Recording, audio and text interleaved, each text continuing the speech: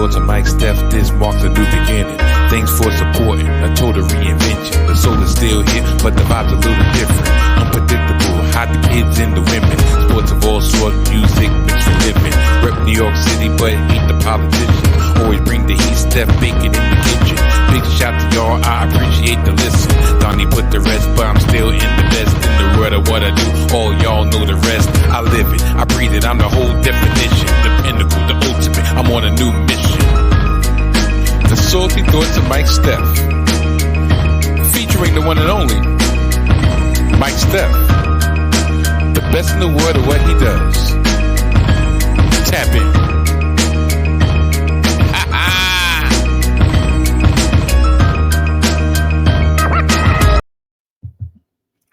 What up, people? I said, what up, people? What up, people?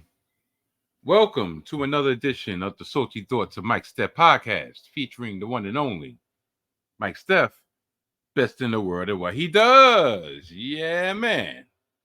I'm back with another edition. I'm back with another show. I'm back with all the news that you could use. Yeah, let me stop lying. You know what that says down there? Let's get straight to the point. You know what that says down there? It says, acknowledge me. Why do I want y'all to acknowledge me?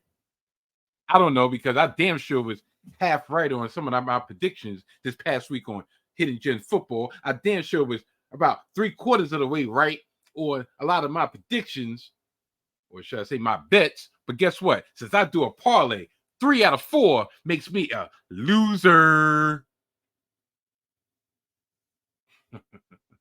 Yeah. I'm not even going to lie. I figured I was going to wait until tomorrow to record this. And I said, you know what? Let me put this in. Let me get this on tape. Let me get this out in the atmosphere right now while my feelings are nice and raw. Because I had 2 parlays this week. And needless to say, neither one of them hit. But what else? It's par for the course. I figured I would give the masses, or should I say, give those selected few of y'all who just love to see this simply ravishing body, this simply dashing individual on your screen, which y'all used to, and that's me dropping late Sunday night, early Monday morning. I'm going to let y'all know what's on tap this week. And then y'all could go into the info area and chop up and see exactly what part of this podcast y'all want to see. Because I have 2, that's right, not 1, but those topics this week. And both of them concerning the NFL, the AFC Championship game, and the NFC Championship game. Looks like we got a remix, or should I say a redo, of the Super Bowl from a couple years ago. We have the Kansas City Chiefs representing the AFC going against the San Francisco 49ers representing the NFC in Super Bowl coming up in 2 weeks. Ain't that about a bitch? I entitled this episode, Everybody Can't Go. It's multifaceted. There's numerous reasons. And tell you the truth, what was fresh in my mind, even though I've yet to actually listen to the project, is Benny the Butcher's latest offering, his Def Jam debut, Everybody Can't Go. And I said, you know what? I was fishing around for a title, and I said, that's very apropos for what's going to happen. Well, what's happening in 2 weeks. Everybody can't go. We have 4 teams, and now we're down to 2. I actually thought it was going to be the other 2, the 2 that's actually going somewhere, and guess where that's going? They're going home. The Baltimore Ravens and the Detroit Lions. But like I said, I will get into that in depth later on this episode. So, the docket for this week. I will be breaking down, giving my opinions on the AFC Championship game And then when I finish breaking that down to a fine china, I'll be breaking down the NFC Championship game and the idiotic decisions of one coach that will remain nameless until later. Let's just say I got a couple of jokes, a couple of zingers, and some real harsh thoughts on what I saw in the later game, the nightcap, if you will, and tell you the truth, the main event. Because a lot of people, myself included, and my trusty partner HGF, the Mojo King, was wondering, whoa, why do we have the Niners and the Lions late game, and the better game will be the Kansas City Chiefs and the Baltimore Ravens? Well, we were both wrong because the better game was actually the nightcap. So it looks like the NFL knew what the fuck they were doing. I'm going to try to calm down on my curses because I've been noticing I've been on one the last couple of weeks. But whatever. Before I get this show on the road, I'd like to thank each and every one of y'all for making me and the Salty Thoughts of Mike Steph the one y'all choose to listen to and view the last couple of weeks.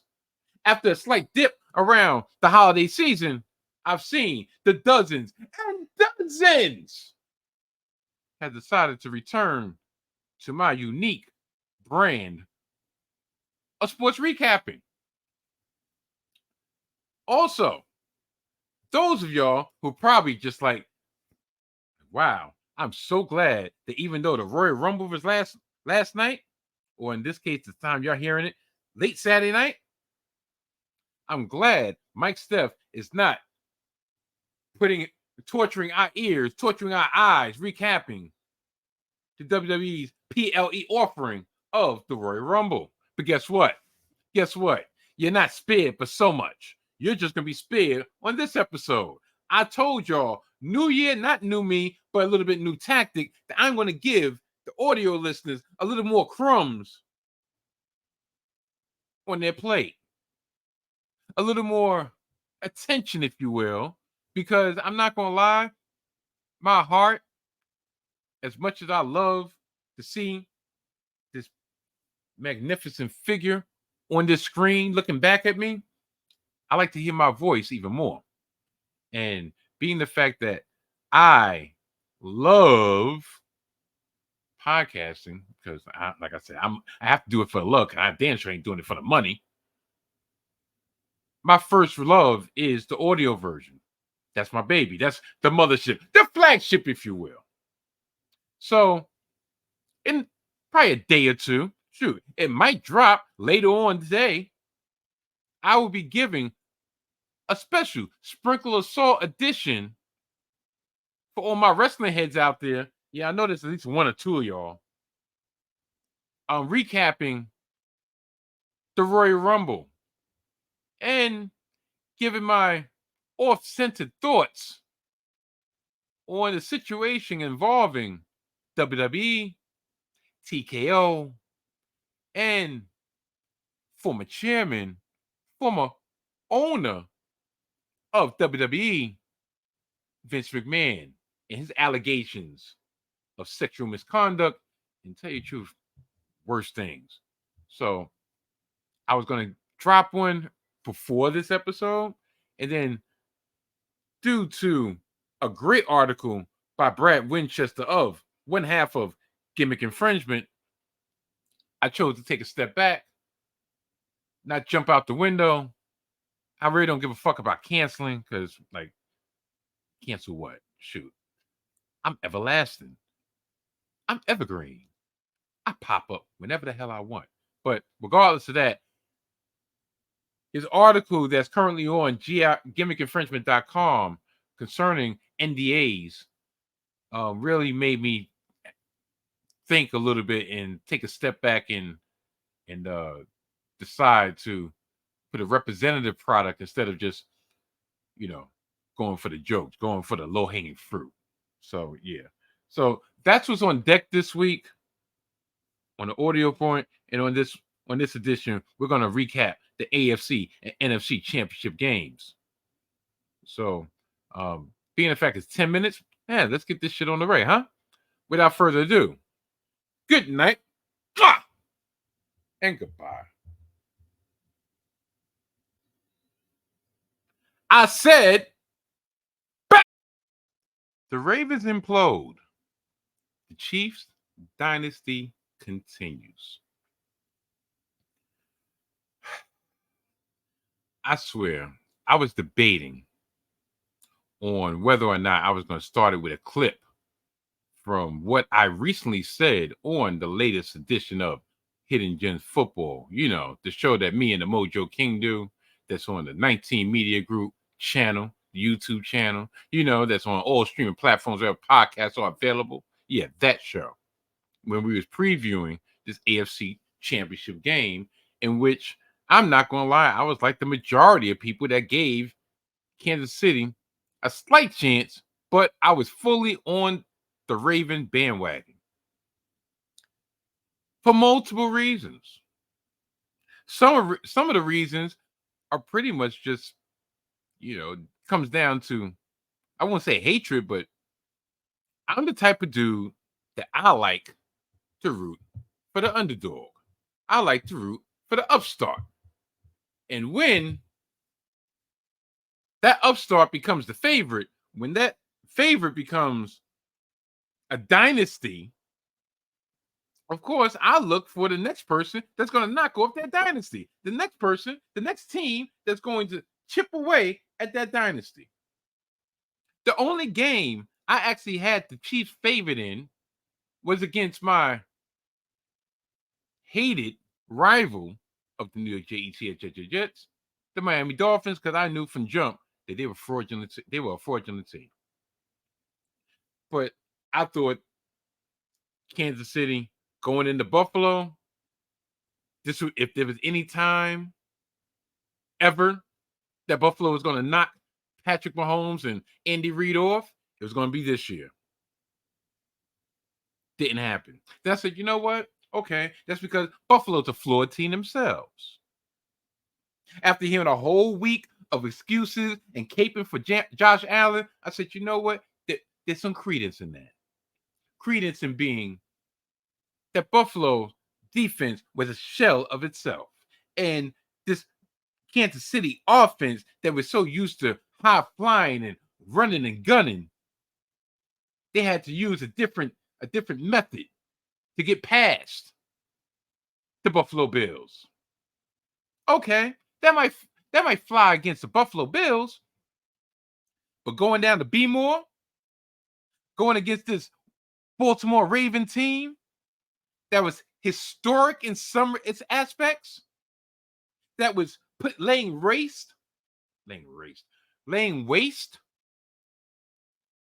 to San Francisco at San Francisco, to the Detroit Lions when they came into the home, when Seattle was riding high at 5-2, came to the East Coast and got smacked.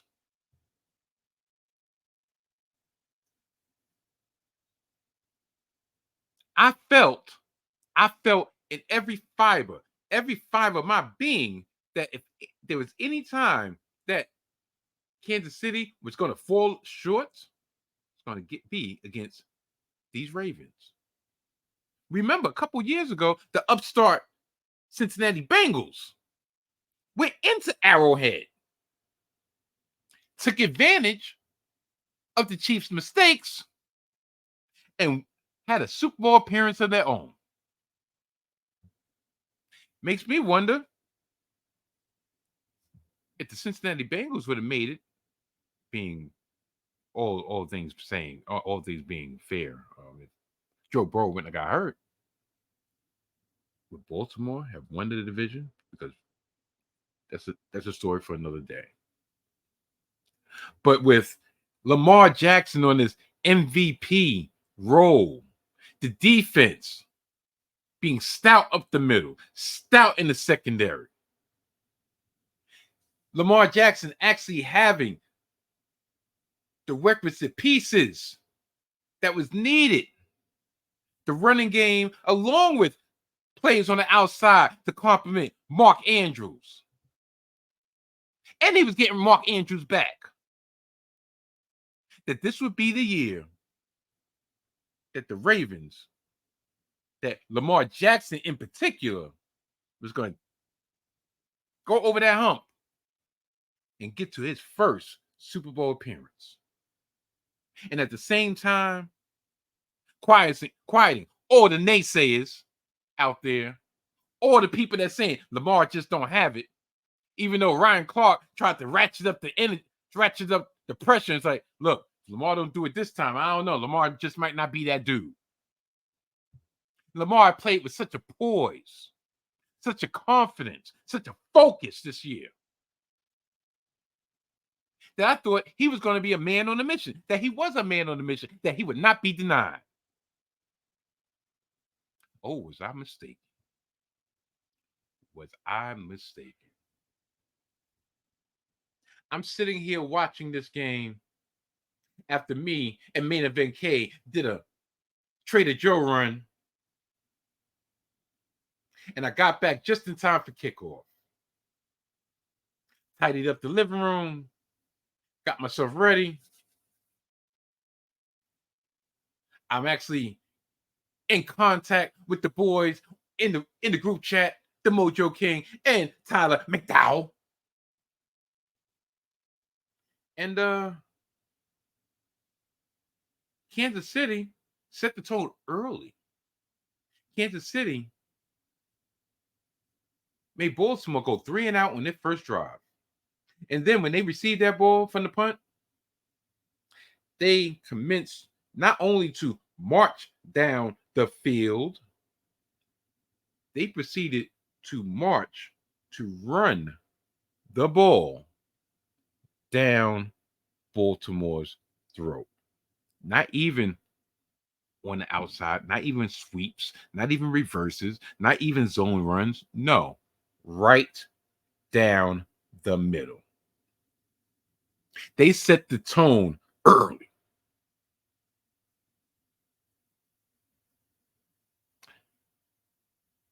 Much to my chagrin, much to my surprise, because of course, you know, I had some coins on the Ravens. But besides all that, I'm like, this does not look like the same Raven team that I've seen in marquee matchup after marquee matchup after marquee matchup after marquee matchup. It's not the same Ravens team that smacked around a Miami Dolphins team and put 56 up. This is not the same Raven team that made the necessary adjustments last week in the divisional round against the Houston Texans and came out in that second half and put the clamps down. Took the glass slipper off CJ Stroud and them boys. There was something different. Missed tackles. Just the physicality was not there. Patrick Queen and Roquan Smith was not what they have been all year, and that's the physical presence. Joey Hamilton had a couple plays, but he was not the constant force that he needed to be, that the defense needed to be. And they marched down that field, scored a touchdown. Quick. Kelsey, 11 targets for 11 receptions for 116 yards. And just to make sure that I got everything in order, I'm going to go with my trusty ass notes, something that was actually sorely missing. 11 targets for 11 catches, 116 yards, 1 touchdown. Travis Kelce was a beast. Patrick Mahomes played an exquisite game. He was 30 of 39 for 241 yards. First game ever against the Baltimore Ravens that he threw for less than 340. But this was a different Chiefs team. This was a team that went into this game and said, you know what? Baltimore, I think y'all got us fucked up. I don't think y'all realize who the hell we be. Isaiah Pacheco, 24 carries for 68 yards. Yeah, it's a paltry 2.8 yard per carry ratio. But guess what? Guess what's glaring on that line? Not the 2.8, not even the 68 yards. The 24 carries. I'm going to paraphrase or rejigger a zinger from this past week's Monday Night Raw during the standoff, during the face-to-face with whoa! Cody Rhodes and CM Punk, in which Cody Rhodes looked at CM Punk and said, you know what? I am more CM Punk than you.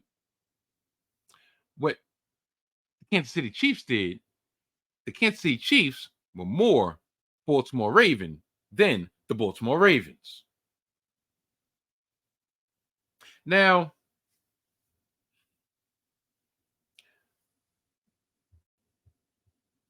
I really truly feel sorry for Lamar Jackson. Lamar was harassed the majority of the game, and I believe his coaches did not put him in position to win. Did not put him in positions to succeed. What they did, they effectively went back to previous years and said, Lamar, carry us to the promised land by yourself. That's what they did. Because I'm going to read this line. I'm going to read these stats from the Baltimore Ravens. Lamar Jackson, 20 of 37, 272 yards passing, 1 touchdown, 1 interception, 4 sacks. He only completed 54% of his passes. Here's the more glaring part. Lamar Jackson led all runners with 8 rushes for 54 yards. A couple of them were playing. The majority of them was getting out the pocket because he did not show the patience, especially toward the end of the game. He did not show the patience that was his trademark throughout the regular season. What made him different.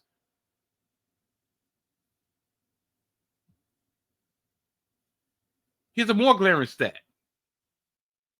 Do you know that Lamar Jackson's 8 rushes total or equal the amount of rushes by the rest of the team? 8, 3 by Gus Edwards, 2 by Zay Flowers, and 3 by Justice Hill. 3 rushes for 3 yards. Zay Flowers, 2 rushes for 4 yards. Gus Edwards had 3 rushes for 20 yards with a long of 15. What the were you doing? It seemed like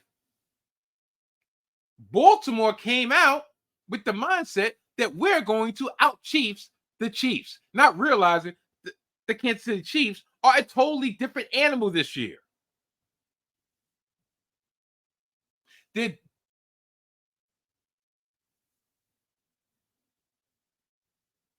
I don't know. Even the touchdown that they scored to tie the game at 7 with some Lamar magic. He eluded the rush, he escaped the sack, and threw a 54-yard bomb to Zay Flowers to tie the game. And it's almost like, okay, yeah, we got them. No. Now, as much as I can say, well, the referees, I won't say impacted this game, but if you want to think about it, they actually let the players play. Were there a lot of grabs, holds? There was a couple of egregious non-calls, but by that point, the tone had already been set. The Chiefs were the aggressive.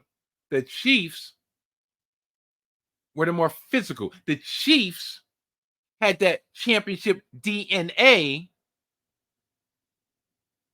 The Ravens were also Rams. Now, I'm not going to say normally because on occasion, I do go into the DMs and actually, divulge some information. But this information is not private. Well, it is private because it's DMs. But this is something that made sense. And by Mr. McDowell. Because this is what he said. If I can get this up. Okay. There's a difference between good players and champions. He was referring to, there was Zay Flowers was the GOAT. And I'm not talking about greatest of all time. No, I'm talking about the scapegoat. The one that if anybody wanted to lay the defeat at his hand, lay the defeat at his feet, I won't say they would be 100% correct, but I wouldn't say that they would be 100% incorrect. Zay Flowers on one drive single-handedly cost the Ravens a chance to close the gap to 17-14. Because guess what? The game, they only lost 17-10. At this point in time, they were down 17-7. They're driving midway through the fourth quarter. There was one play in which Zay Flowers got a long reception and immediately got flagged for a 15-yard taunting penalty that effectively took them out of the red zone. He had a chance to redeem himself, which he did.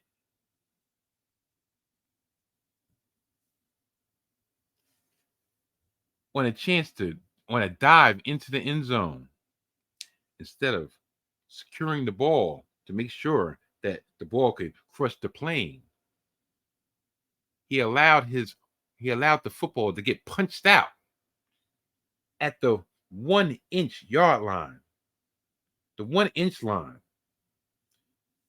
and the ball was fumbled into the end zone and recovered for a touchback. Isn't that eerily similar to what happened in Baltimore, what happened in Buffalo, in which McCall Hardman, did you see him? Yeah, that's what I thought. Was on his way to the end zone, and he fumbled the ball on the 1-yard line and fumbled it into the end zone for a touchback. So I guess karma had a way of coming around. But what made matters worse was this. Zay Flowers, due to his frustration over costing his team, not potentially, but costing his team 7 points and costing his team a chance to really make this a game when it was still competitive, went on the sideline and almost did an Odell Beckham. Maybe Odell rubbed off on him. Maybe he saw some Odell takes and said, you know what? Acting like a wild man on the sidelines, that's how I'm going to get the big bag. I don't know. But in him showing his frustration, showing his passion, he cut his hand on the bench because he threw the helmet, hit the bench, cut his hand. So for the rest of the game, he was effectively null and void when they were still attempting to come back. Odell Beckham, who had been invisible the whole game, all of a sudden became the focal point. everything that Lamar Jackson threw, even from the beginning of the game, was high, just a little bit off, just a little bit too far, just a little bit emotional, tight. The defense starts shooting themselves in the foot. Jadeveon Clowney got a roughing the passing penalty. They just start unraveling at the worst time. It was almost like, you know how teams have been front runners the whole season, and then they get a little bit of adversity, and then everything just starts to unravel. That's what happened to Baltimore, and it was very disappointing. Very disappointing. They became undisciplined. You know, like I really wanted this for Lamar. I really did. But I don't know. I don't know. It's a shame. It's really a shame. Because this was the most vulnerable that the Chiefs were, or so we thought. And do you know who put the nail in the coffin? You know who actually, put the nail in the coffin for the game for the Chiefs? Marquez Valdez-Scantling. Caught a ball on his back to effectively allow Kansas City to run out the clock.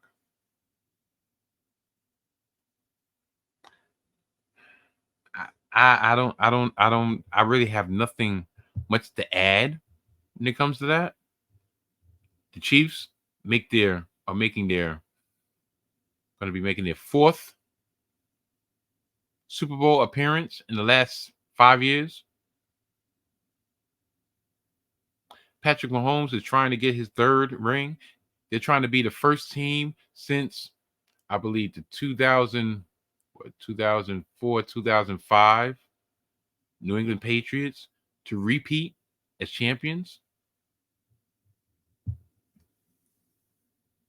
and really put a stamp on this era. I mean, I got to give them their due, and it's a funny position for me because normally during playoff time, especially in the AFC, I'm usually a Chiefs supporter. I don't know, like I told y'all before, it's just maybe it's the Taylor Swift situation, maybe it's just overexposure, maybe it's I just want somebody new because I don't know, but yeah, Baltimore had the chance. Had multiple chances. They just kept on shooting themselves in the foot. And so salute to Patrick Mahomes. Salute to Travis Kelce for coming through in the clutch, i.e. the playoffs. Salute to Andy Reid. And this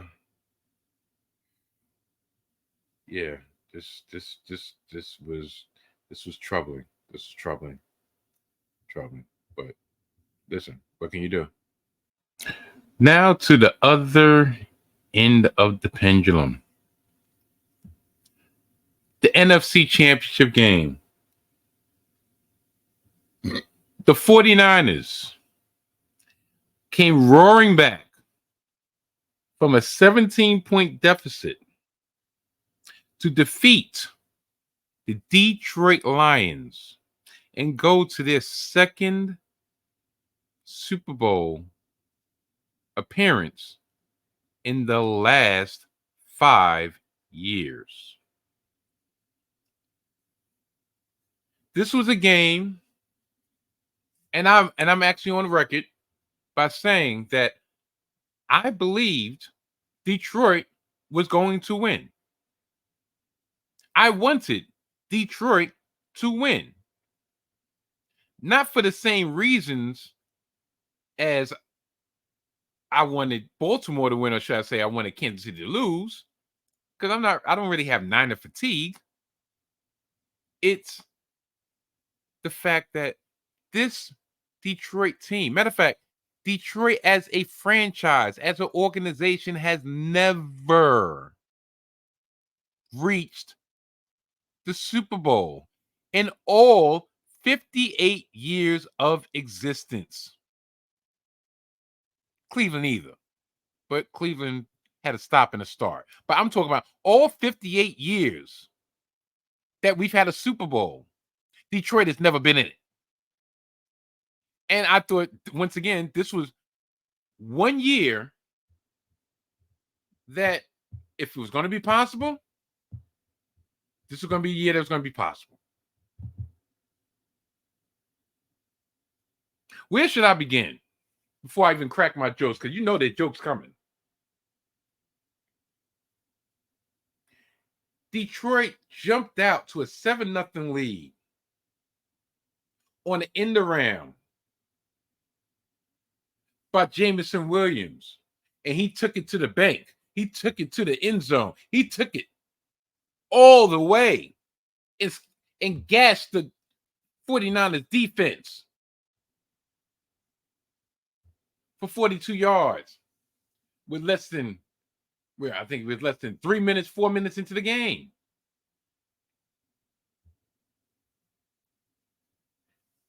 The 49ers could not get out of their own way.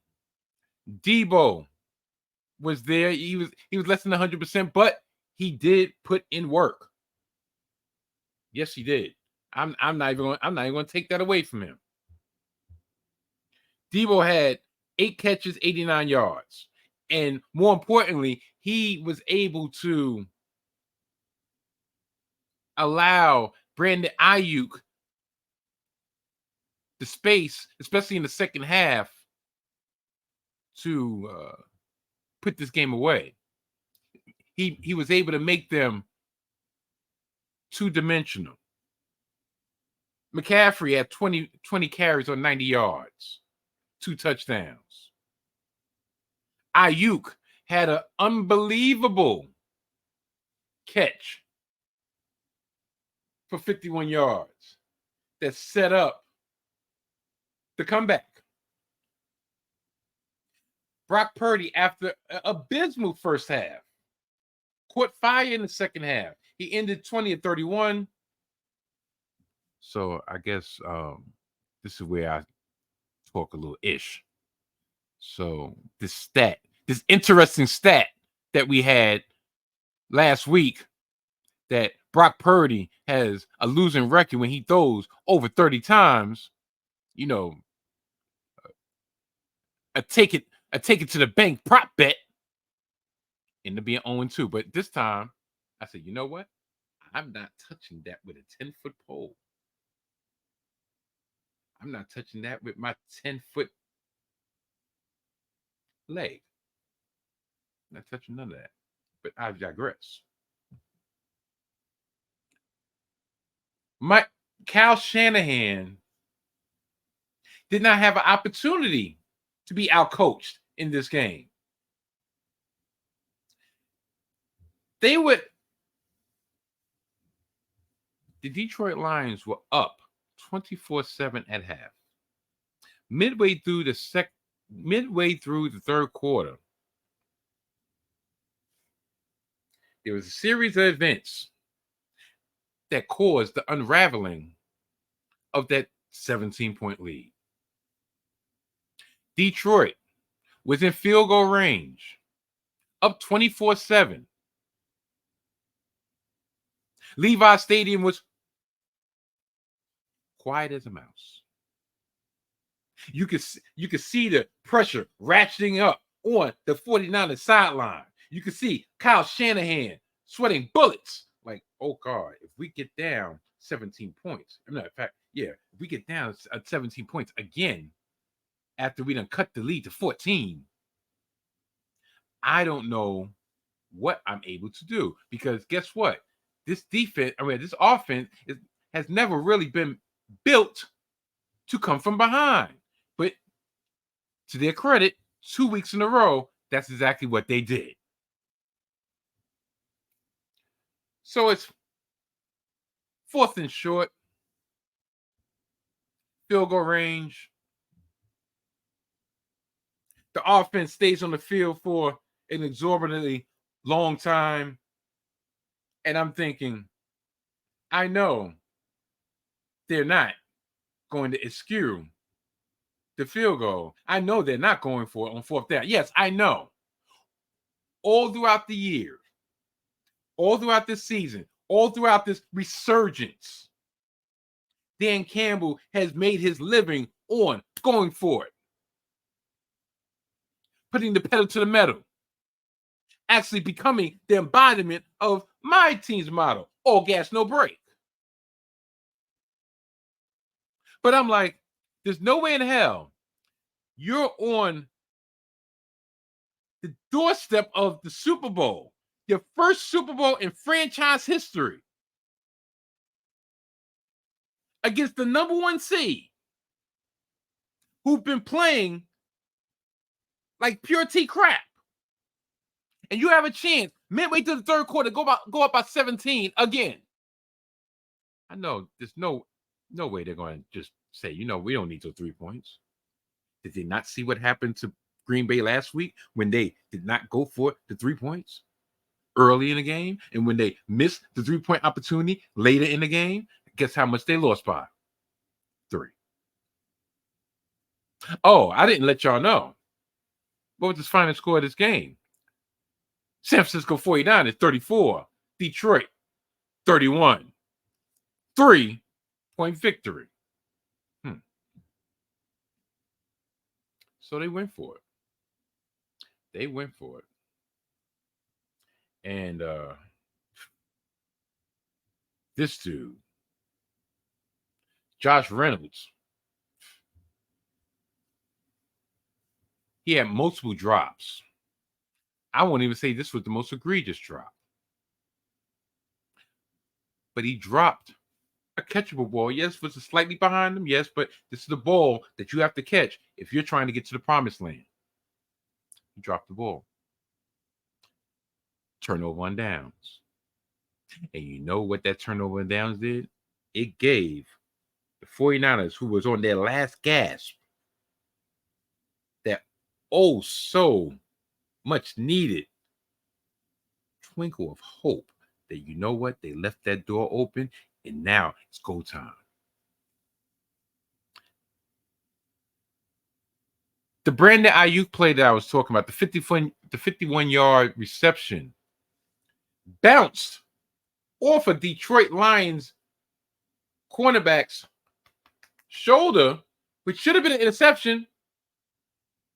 And Brandon Ayuk grabbed the ball for the reception. A couple plays later, McCaffrey, he runs it in. And now 24-10 becomes 24-17, in which it should have been 27-10. 10-point swing.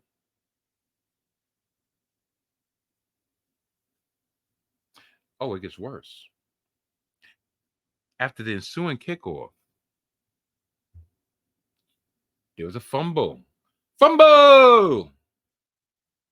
In Lions territory. Recovered by the 49ers. And the 49ers punch it in with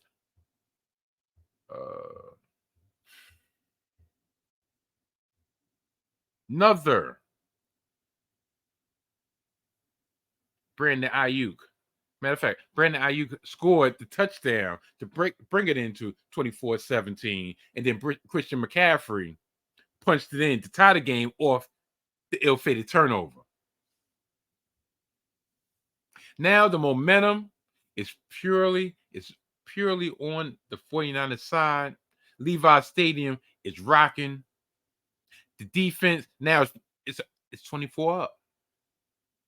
Detroit, in the back of their mind, they're probably wondering, is this happening? Is this really happening? Is this really happening? Yeah, I know it's different players, different era, but still, when you got that silver lion, that silver helmet with a lion on it on your head, it kind of seeps into the brain cavity. Almost like when people put that jets on their head, it seeps into the brain cavity. And this is why I wanted good things for y'all. I was like, look, if we can't do it, you know what? It's been 40 some odd years. At least we got one. They need to get one.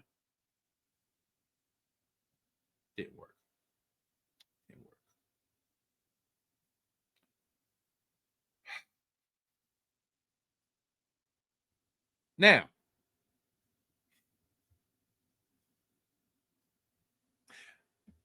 Jake Moody kicks a 33-yard field goal to give San Francisco the lead 27-24 with 9:56 remaining.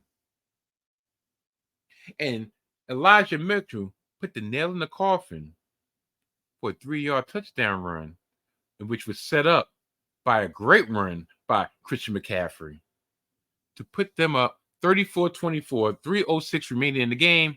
Game is over.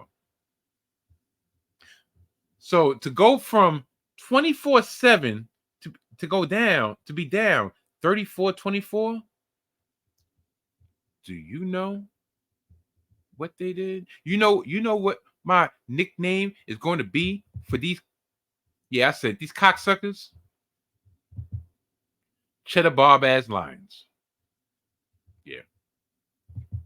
I know it's cliche, but that's exactly what they did. Since y'all wanted to big up and have Eminem on the screen, lose yourself at the moment, lose it, then never let it go. If they got one shot, that big chance to blow. Yeah, well, yeah, y'all had one shot. And guess what? Y'all blew that opportunity. Y'all blew that opportunity like Cheddar Bob blew a hole in his nuts. But you know who's starring Cheddar Bob as Cheddar Bob in this story? This guy right here. Yeah, you could point to the drops. You could point to the play calling. You could point to all that. But guess what? Guess what? When you're the captain of the ship, when the ship goes down, you must go down too. And tell you the truth, he does look like if Cheddar Bob aged about 20 years. Look at this dumb mother effer. Does that not look like he could be related to Dan Campbell? Look at that. Look at it. Doesn't he look like somebody who say, we're going to bite the kneecaps off our competition? Cheddar Bob ass mother effer. I mean, you know who I feel sorry for? I feel sorry for Lions faithful. The Lions fans from coast to coast. What up, though? You know what's up. Your Cheddar Bob ass coach shit at the game. Makes me wonder, did he have some bread on it? Did he have some bread on the side? Speaking of bread, I'll get to that in a very few minutes, because not only did these Lions Cheddar Bob their fans out of a richly deserved Super Bowl appearance, they cost me some money. And not in the way that you would think. Not in the way you would think. But it's all good. So now we have a rematch with the 49ers and the Chiefs. A couple years ago, when they faced each other in the Super Bowl, Patrick Mahomes had an abysmal game until the last 3-4 minutes of the fourth quarter, until Jimmy G proved that he was never going to be Kyle Shanahan's guy by missing a wide open Sanders that would have effectively won them the Super Bowl, and he overthrew Sanders, Emmanuel Sanders. They had a 10-point lead, and they effectively coughed it up, and they allowed Patrick Mahomes to get his first Super Bowl ring. Wait, that's happened this year? I don't know. I got 2 weeks. Got 2 weeks to marinate on, because right now both of these teams actually cost me some bread in various ways, which I'll get to in a very few minutes. I really believe it's not even going to be a segment of Mike Steph must have bumped his mother effing head. No. I think we're going to bring back Old Faithful. And you know what Old Faithful is? I'll tell you what Old Faithful is in a few minutes. But yeah, Jared Goff led them back down the field in 2 minutes for a meaningless touchdown to pull within 3, 34-31. And yeah, pretty much game was over. Game was over. I mean, like, it was just mere formality. 56 seconds left. A couple runs, a kneel down, game was over. This is a game that will go down in infamy in Detroit. This will go down in infamy for the current career of Dan Campbell. I know you could choose to think of it as, well, he did get Detroit to a point they haven't been in about 30 years. Yeah.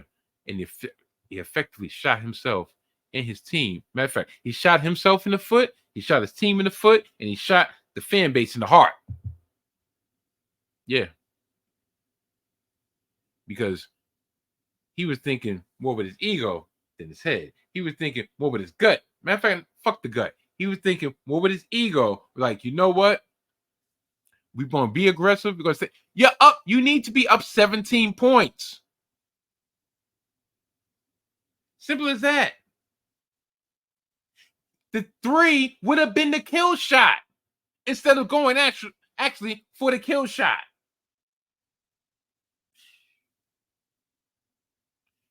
Even Stitch agrees with that. Right, Stitch?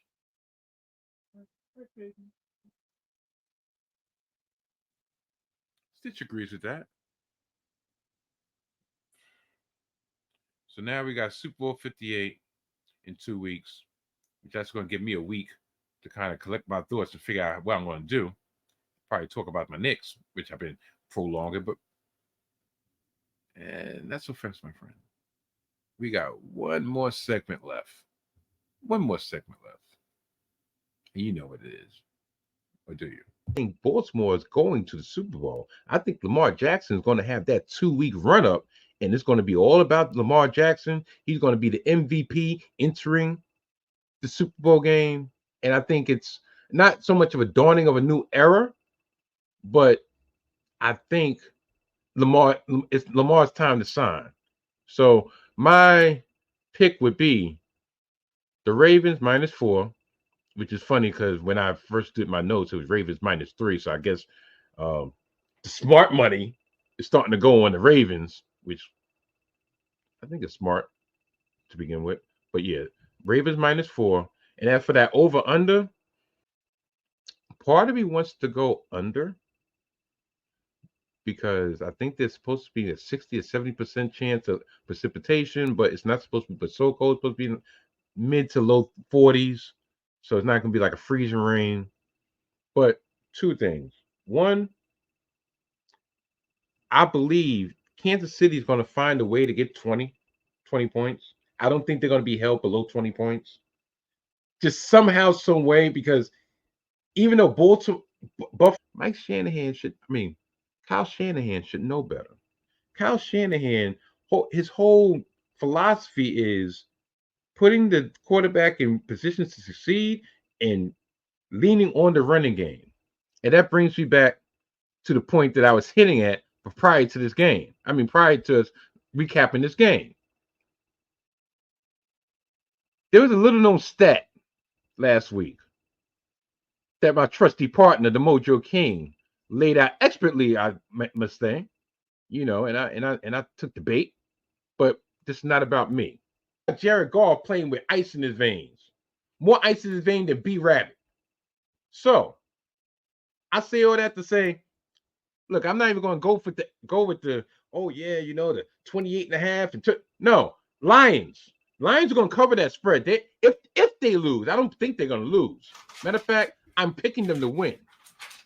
But if the Lions lose, they're not losing by more than a touchdown. So it's going to be Lions +7 that over under, I'll go over because I think this has a potential to be a back and forth game because Detroit's defense can be suspect at times, but the 49ers defense has proven to be suspect also, at least last week against the Packers. And truth be told, the Lions are a better team than the Packers. Wow, bold statements there. All right. Looking at this on paper, it's decidedly the 49ers. They had the second ranked offense as far as scoring and the third ranked defense as far as points given up. So 1 and 2 are in the AFC. Number 3 is right here in the NFC. By comparison, the Lions offense was pretty good. It was ranked 5th, but their defense was 23rd. So out of these 4 teams, there is one deficient unit, and that is the Lions defense. As strong as the 49ers looked for most of the season, I think on paper, San Francisco is clearly the superior team. But here's where the problems start. The Detroit Lions seem like they don't make many mistakes and they play with heart all the time, and they are going to fight through this no matter what. I'm starting to feel like he is, possibly. I don't like it. If it turns out like you said, I think you said over, right? Yeah. If it turns into a shootout, I think you're playing into the Lions' hands. Granted, I don't think Goff compares to those AFC quarterbacks, but against Brock Purdy, toss up. And I think I actually trust the Lions machine, coaching team, St. Brown, to make the plays when it comes down to if it is a shootout.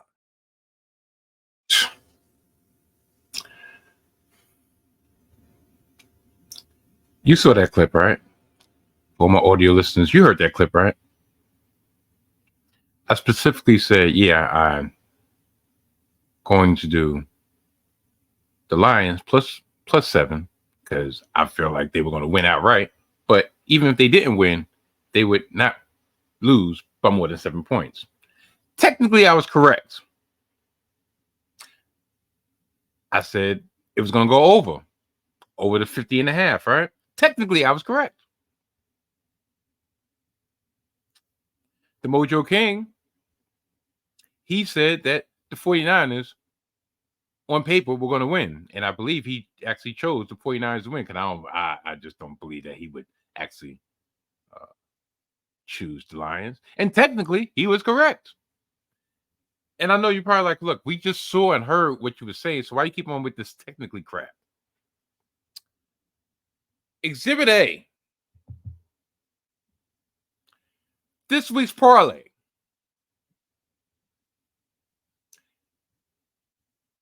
For my audio listeners, I'm going to run down the list. It was a 5-way parlay this week. And I contradicted myself on multiple levels because at the end of the day, after having a couple of days to actually marinate on what I said on HGF, I said, you know what? I know I said what I said on HGF, and I know which go ahead. That's probably the conviction of my heart. But guess what? I'm about the money. I'm about the bag. Gotta get this bread. So I had the Kansas City Chiefs plus 4.5. Guess what? You see that green dot? They covered. I had the Detroit Lions for a first half spread of plus 4.5. See that green dot? They covered. Now we're going to skip that -7. We'll get to that in a minute. Order at the bottom. Amon-Ra St. Brown for 50 or more reception yards. Yes, he received that. Sam Laporta for 25 or more, or plus 25 receiving yards. Yes, he received that. CMC, Christian McCaffrey for plus 70 rushing yards. Look, it was nip and tuck for a minute, but he received that partly because of the comeback. Now that -7. Now, I'm going to give credit where credit is due. One of our viewers / listeners from HDF. Hopefully, he's the listener and viewer of Salty Thoughts of Mike Steph. I would say, Mr. Steve, been on the money when it comes to predictions. He divulged me some information, and I said, you know what? Maybe, just maybe, I'm going to put 2 parlays now. I'm going to put one, the one I already had, and this one, I got a bonus bet. Put on there. His thought pattern was this, without getting too in depth, that the 49ers were going to start out sluggish, but eventually the 49ers would wake up and the game would not be close, especially once Deebo Samuel was deemed to be playing. So I took that information. I was like, all right, if they're going to start off sluggish, then I believe Detroit is going to have the lead at halftime, which they did 24-7. I believe Amon-Ra St. Brown was going to be able to get his 50. I believe CMC was going to have enough gas in the tank to get 70 yards. And being the fact that, he believes it's going to be 49 is going to run away with it. You know what? I'm going to put 49ers -7 for the overall spread. And do you know, I was about 1:06 away from cashing in that bet into this garbage ass touchdown. Garbage ass touchdown by who? Jameson Williams, 3-yard touchdown with a minute remaining to close the gap to 31-34. Not like they were going to win. That's why I hate with this prevent defense. No, you were supposed to pin your ears back and blitz that motherfucker. Win by 10. Go hard or go home. Don't give them a little sniff. Don't let it come down to an onside kick. But of course, the kissOfSteph was in effect once again.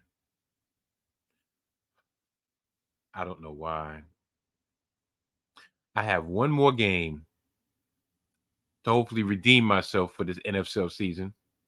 And truth be told, I really believe that next year for the NFL season, I'm just going to do strictly fantasy football. I'm leaving the parlays alone. I'm leaving the prop bets alone. I'm just going to go strictly fantasy football because in the last 2 years, matter of fact, 2 years ago, I came in 6th in a fantasy football league. I won a cool $250. And I could truthfully say I probably lost about conservative amount, $250 this entire season, which, tell you the truth, by gambling standards, it's not that bad. But trust and believe, you think I got 250 just to be tricking off like I'm in a strip club? Got a wife, got kids, got grandkids, I got needs,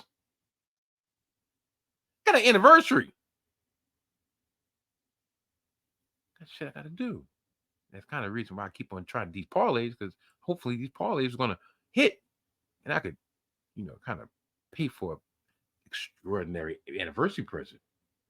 But woe is me. Shoot, that's not a tear of sadness. That's a tear of a clown. The fuck I am, a clown. Clown ass dude. Think I'm gonna hit one of these parlays. That wasn't even an egregious parlay.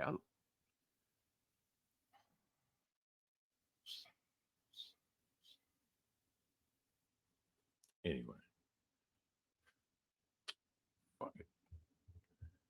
that brings us to the end of another edition, Salty Thoughts of Mike Steph podcast, featuring the one and only Mike Steph, best in the world at what he does. Best in the world at everything except parlays, evidently.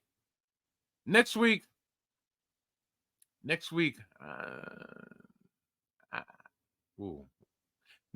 is going to be interesting.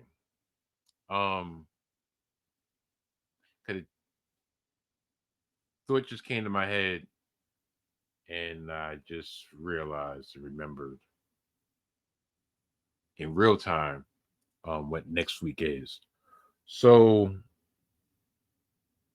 next week I will have an episode. Subject matter, I don't know, to be announced. I don't know. It's probably just going to be me talking from the heart. No football to talk about. I ain't going to talk about wrestling. And basketball, yeah, that could wait until after the Super Bowl. But yeah, next week it'll be me talking from the heart. Let's just put it that way. Next week will be 3 years since my son passed. So I know you're probably like, well, why the hell are you doing an episode?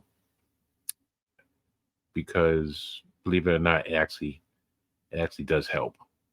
So yeah, that's what's going to be on tap next week. Just me talking, reminiscing,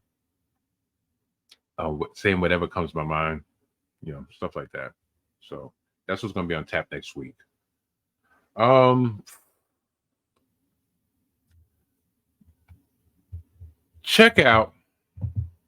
Please check out Hidden Gems Football, hosted by the Mojo King and myself, Mike Steph. New episodes drop each and every Thursday on the YouTube channel of the 19 Media Group and on all, when I say all, I mean all streaming platforms wherever podcasts are available. And while you're doing that, you can check out the audio edition of the Salty Thoughts of Mike Steph podcast, available on the following platforms: Spotify, Apple Podcasts, Amazon Music, amongst others. New episodes drop each and every Wednesday. Yeah, I told you I'm going to drop on Wednesdays. I've been dropping on Wednesdays.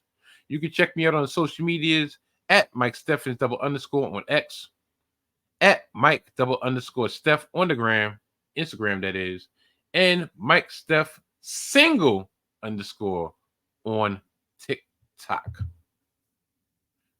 Yeah. Wow. This is matter of fact, hold on a minute. Before I get out of here, once again, I want to let y'all know that I'm going to be dropping an audio only edition of the Salty Thoughts of Mike Steph podcast, Sprinkle of Salt edition, recapping this past weekend's WWE PLE offering, the Royal Rumble. Give us a little, not so much of a recap, but my thoughts on the event and my thoughts on the fallout from the lawsuit that's being filed against Vince McMahon and his various sexual misconduct that's happened over the years. For more on that, check out the Salty Thoughts of Mike Steph podcast, the audio edition, on all streaming platforms where podcasts are available. Sometime Monday night, early Tuesday morning. And that will not take place of the audio version of this here episode dropping on Wednesday. So you're going to double dip this week. Also, check out, like I said in the beginning, check out one half of Gimmick Infringement, Brad Winchester, on gimmickinfringement.com for an article that he had for the most recognizable letters in the wrestling industry nowadays, NDA.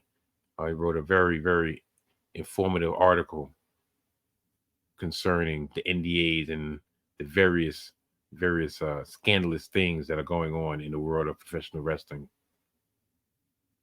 off screen. So yeah, give those things a try.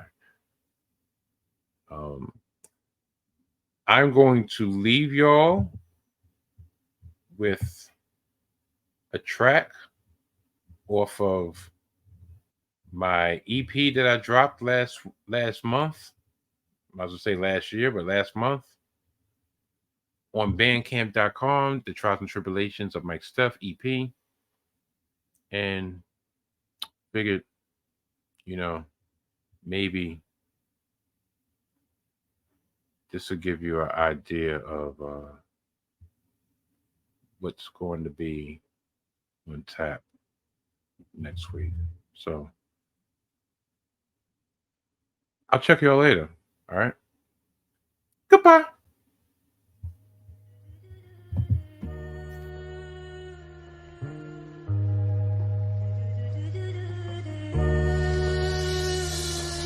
The end of my year, the end of my fear, at the end of my grief, I'm the only one here. There is no one left, it's the life after death. Tired of this COVID shit, tired of holding my breath. I don't believe nothing, everything is a lie. I stress because I care, insomniac eyes, from psychoanalyze to self-prophesize. None of it even matters, I'm just missing my car. Tired of everyone telling me to hold on, how I'm supposed to progress without my firstborn. If it was the easy, do you think I would call emotional overload? This world is forewarned and I'm about to be on some bullshit, and rightfully so. How many times should I get hit without turning the blow? Fuck taking the high road, since birth I went low. Probably explains why I can't seem to grow. What I'm supposed to do is to late in the game to change what's ingrained. It's it in my brain. I got so much want, but nothing left to gain. My cup runneth over, emotionally drained. My mainframe's insane, immune to the pain. Consider reality, my retribution is tame. Self-care's a joke, I walk around teethless. It allows me to slowly become speechless. Lack of vision started impacting decisions. Out of my 9 lives, half of them were finished.